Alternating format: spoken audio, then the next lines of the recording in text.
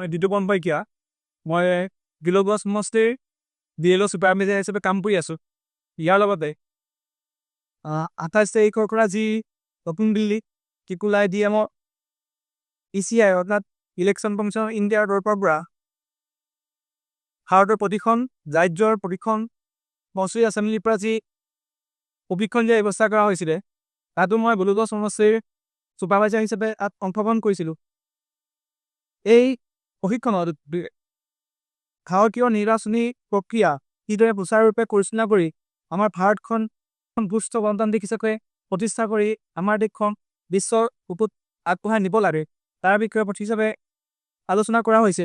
এই আলোচনাত আমি যিখিনি শিকিছিলোঁ বা যিখিনি বুজিছিলোঁ সেই সকলো কথা আজি এই উভয় জিলাৰ গোটেইখন 34 জিলাৰ DLO প্ৰশিক্ষণ দিয়াৰ ব্যৱস্থা কৰা হৈছে।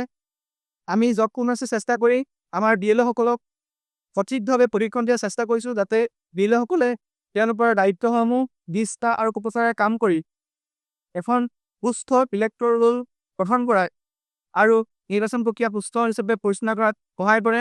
এনেদৰে আজি আমি পুৱা 8:30 পৰা সুন্দৰভাৱে প্ৰশিক্ষণ দিয়াৰ ব্যৱস্থা কৰা হৈছিল আৰু আমাৰ যিসকল DLO পোষ্ট হৈছে তেওঁলোকে সুন্দৰভাৱে অনুষ্ঠান গ্ৰহণ কৰিছে।